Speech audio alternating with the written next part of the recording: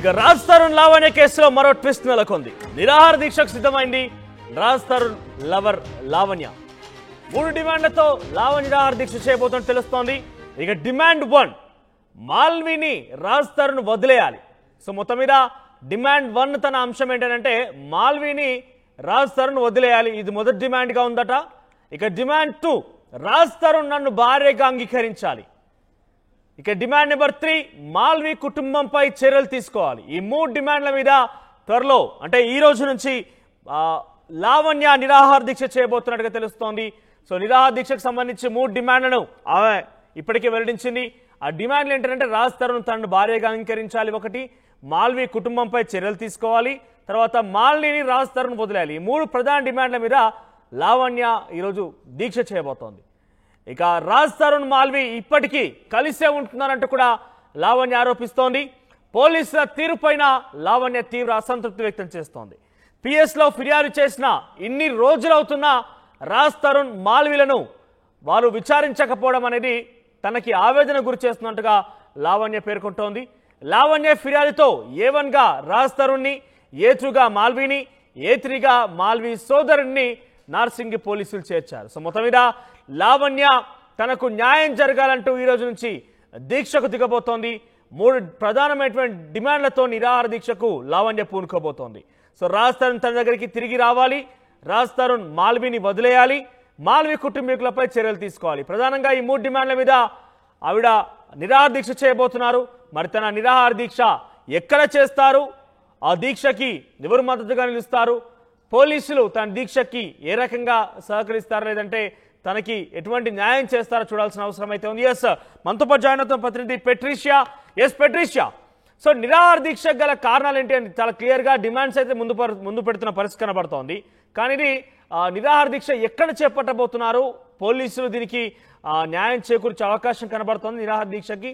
So తన demands ఏంటి, దానికి సంబంధించి అప్డేట్స్ ఏ రకంగా ఉన్నాయి?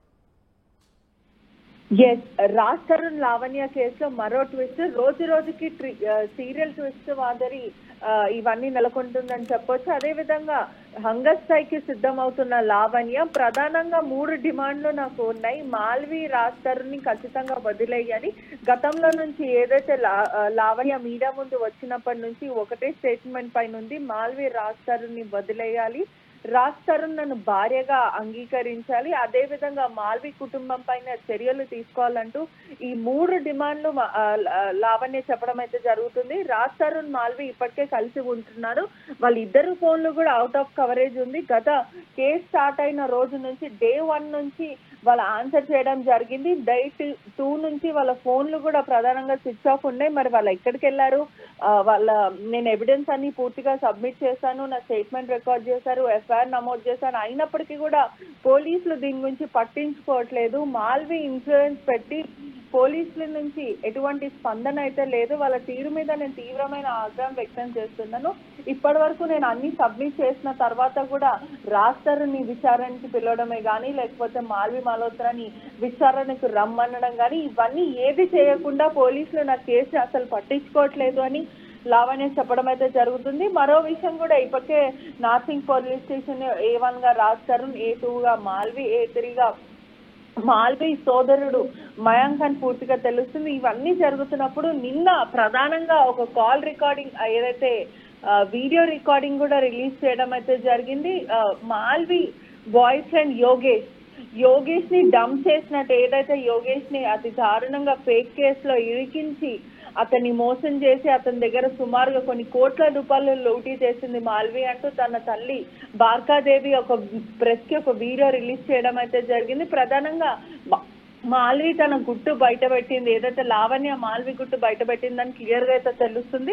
రోజు రోజుకి దీంట్లో ఉత్కంఠ పెరుగుతుందనే చెప్పాలి. అసలు ఎటువంటి న్యాయం చేకూర్చే అవకాశం కనబడుతుంది అంటే ఇప్పటికే సుమారుగా కేసు నమోదై కూడా సుమారుగా వారం 10 రోజులు కావస్తోంది.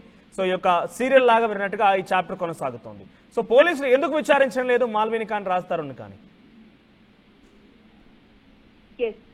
ఖచ్చితంగా హంగర్ స్ట్రైక్ చేస్తాను, నేను నిహార దీక్ష చేస్తాను, ఖచ్చితంగా చేస్తానని లావణ్య చెప్పడం అయితే జరుగుతుంది. ప్రధానంగా ఎక్కడ చేస్తుంది, ఎప్పుడు చేస్తుంది అనే వరకు ఇంకా సస్పెన్స్ నెలకొంది అని చెప్పొచ్చు. ఎందుకంటే నేను వెయిట్ చేస్తాను. పోలీసుల తీరు మీద నేను తీవ్రమైన ఆగ్రహం వ్యక్తం చేస్తున్నాను. ఎందుకంటే ఇప్పటి వరకు ఎన్నిసార్లు నేను పోలీస్ స్టేషన్ కి వెళ్ళినా, ఇప్పటికీ నేను 2-3 సార్లు పోలీస్ స్టేషన్ కి వెళ్ళడం జరిగింది. నా స్టేట్మెంట్ తీసుకున్నారు. నేను పూర్తి ఎవిడెన్స్, కాల్ రికార్డింగ్స్, సుమారుగా 600-500 ఫోటోలు నేను సబ్మిట్ చేయడం జరిగింది. ఇవన్నీ సబ్మిట్ చేసిన తర్వాత ఎగ్జాక్ట్లీ అంటే ఇన్ని రకాల ఆధారాలు సమర్పించినప్పటికీ పోలీసులు రాజ్ తరుణ్ ని, మాల్వీని ఎందుకు విచారించలేకపోతున్నారు? వాళ్ళు ఇక్కడ ఎఫ్ఐఆర్ కూడా జోడించారు. A1 గా రాజ్ తరుణ్, A2 గా మాల్వీ ఉన్నప్పటికీ ఎందుకు అన్ని ఆధారాలు సమర్పించినా కూడా ఎందుకు విచారణకి వారిని తీసుకోలేకపోతున్నారు? ఇదే ప్రశ్న లావణ్య అడగడం జరిగింది.